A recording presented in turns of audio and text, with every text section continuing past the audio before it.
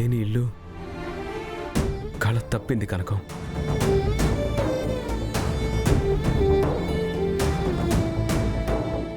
మన సమస్యలకి ఈ రోజుతో మనం ముగింపు పలుకుదాం. కొత్త జీవితంలోకి, కొత్త బంధంలోకి ముందడుగేసి కొత్త అధ్యాయాన్ని ఈ రోజు నుంచి మొదలు పెడదాం.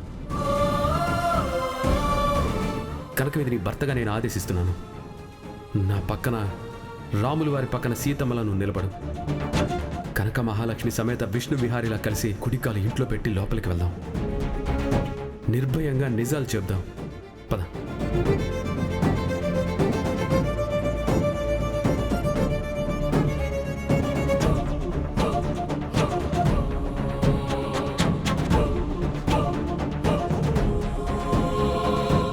నువ్వు లేని నేను విలువే లేనట్లు అనిపిస్తుంది కనకం.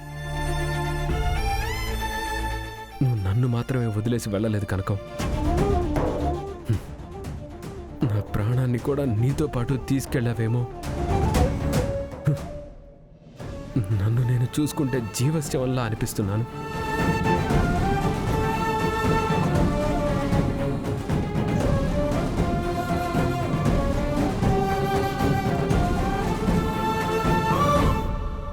అవునమ్మా, బావ గురించి పోలీస్ కంప్లైంట్ ఇస్తే మంచిదేమో అనిపిస్తోంది.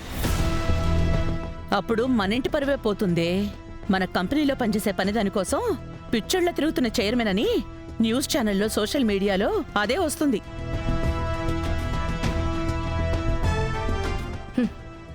ఏంటో ఆ లక్ష్మి వెళ్ళిపోవడమేంటి, దాని వెనకాల ఈ విహారీగాడు పిచ్చోళ్ళ తిరగడమేంటి, అసలేం జరుగుతుందో మన ఇంట్లో. సహస్రా, అసలే నువ్వు ప్రెగ్నెంట్వి. మీ బావ గురించి కంగారు పడకు. సహస్రా, నువ్వేం టెన్షన్ పడొద్దమ్మా. విహారీ ఎక్కడికి వెళ్ళినా వచ్చేస్తాడు. ఇల్లు విడిచిపోయిన లక్ష్మి ఎక్కడో చోట బాగానే ఉండుంటుంది. మీరందరూ తెగ ఇదైపోతున్నారు. ఆ విహారిగాడేమో ఊళ్ళు పట్టుకుని తిరుగుతున్నాడు. అసలు ఎవరేం చేస్తున్నారో నాకేం అర్థం కావడం లేదు. అసలు ఇంతవరకు వాడు ఎందుకు ఇంటికి రాలేదు?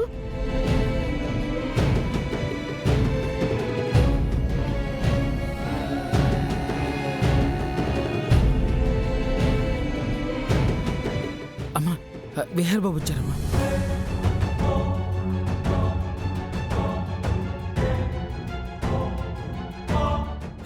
విహారీ, లక్ష్మి దొరికిందా? లక్ష్మి ఎదురా తీసుకొచ్చావా?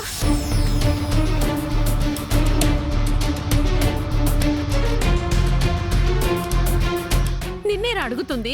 లక్ష్మి ఎక్కడుంది?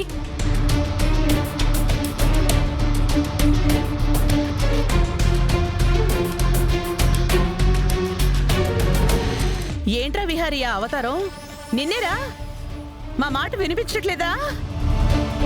ఏంటి సహస్ర, వీడు నిజంగానే పిచ్చోడైపోయాడా ఏంటి? ఒక్క నిమిషం ఆగు బావా.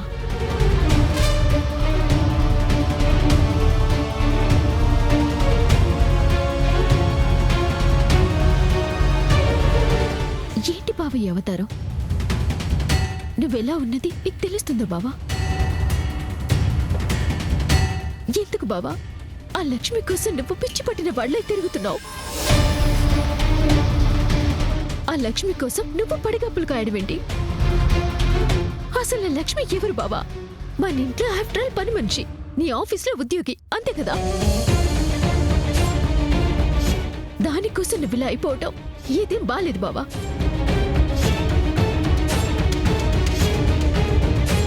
నీకోసం నేను, అత్తయ్య, మా అమ్మ, ఇంట్లో వాళ్ళ ఎంతమంది కంగారు పడ్డామో తెలుసా?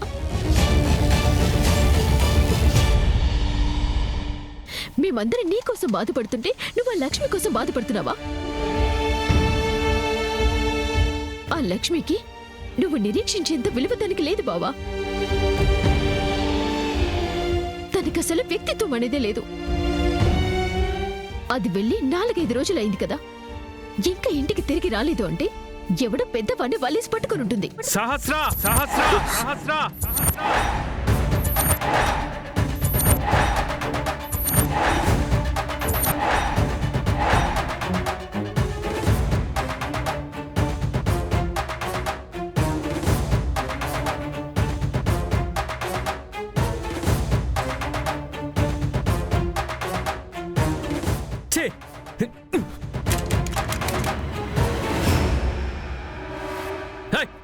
తప్పు మాట్లాడావు, నువ్వు తప్పు మాట్లాడావు.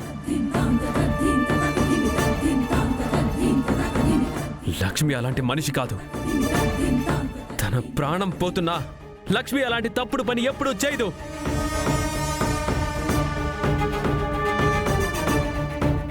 ఇంకెప్పుడు తన గురించి నువ్వెప్పుడు ఇలా మాట్లాడుకో.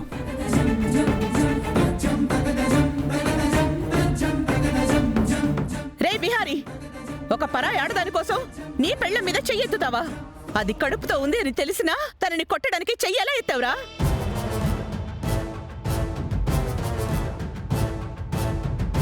ఏదో ఆవేశంలో చెయ్యెత్తాడు, వాడిని క్షమించండి వదినా.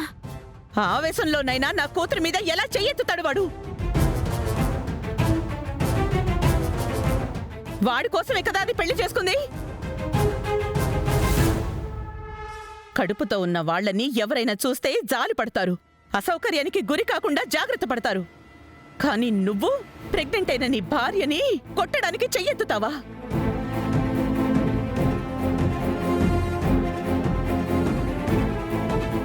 ఇదేనా నువ్వు పెంచిన పెంపకం?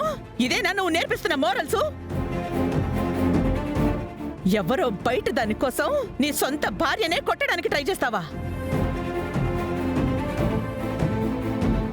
ఒరే బిహారీ, రేపు నీకేమైనా అయితే సేవలు చేసేది నీ భార్య. నీ పక్కన నిలబడేది నీ బంధువులు, అంటే మేము. ఎప్పటికైనా బయట వాళ్లే. నువ్వు ఆ లక్ష్మిని అంత మంచిది ఇంత మంచిదని సీఈఓ చేసావు కదా, మరి అది ఇంటి నుంచి బయటికెళ్లేటప్పుడు నీకు మాట వరుసకైనా చెప్పి వెళ్ళిందా?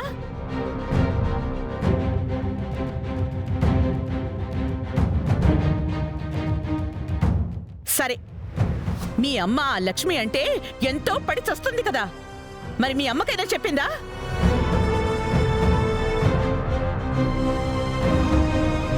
చెప్పలేదు. అలాంటి వాళ్ళు అంతేరా. అవసరం ఉన్నంతకాలం మనం మనుషుల్లా కనిపిస్తాం, అవసరం తీరాకే మధ్యలోనే వదిలేసి వెళ్ళిపోతారు. అలాంటి వాళ్ళ కోసం నువ్వు ఇలా అయిపోవడం నాకేమాత్రం నచ్చలేదురా. పైగా వాళ్ళకి ఈ విషయం తెలిస్తే వెతుక్కుంటూ వచ్చి మనల్ని చూసి నవ్వి వెళ్ళిపోతారు.